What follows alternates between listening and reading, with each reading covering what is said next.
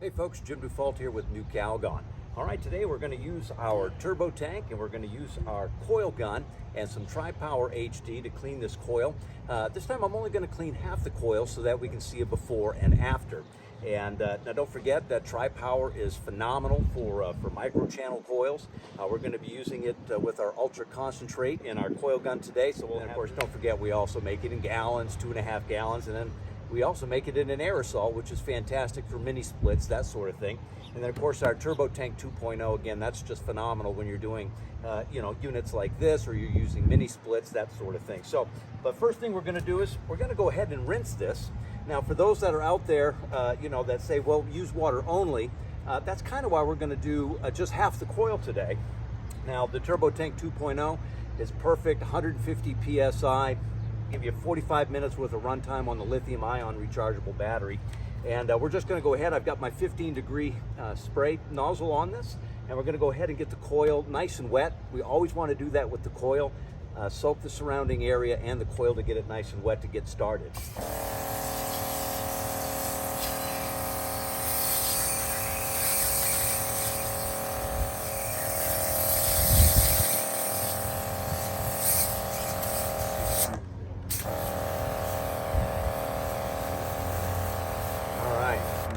Now that the coil is good and wet, we can go ahead and take off our 15-degree.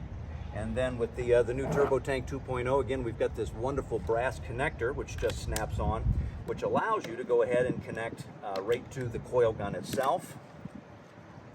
This is going to allow us to put Coil Cleaner on the job.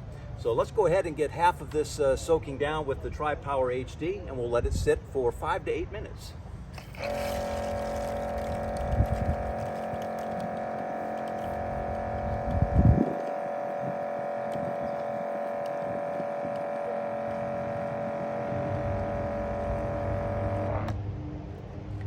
All right, now that that's on there, again, we're just gonna go ahead and let that sit, let the Tri Pow'R do its job, then we'll come back and we'll go ahead and give it a rinse. Okay, now that we've had that coil soaking for about 5-6 minutes, it really wasn't overly dirty, so we're gonna go ahead now, we can take off our coil gun, we can leave that brass attachment on there in case we have more coils we need to clean. And now we can go ahead and put that 15-degree back on and give this a rinse.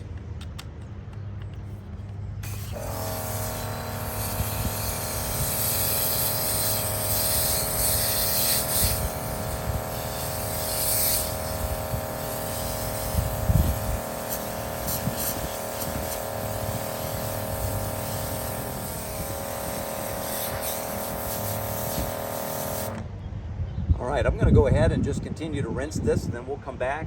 I'll get a nice video of the coil, the one side we cleaned with the Tri Pow'R and the other side that we just cleaned with water.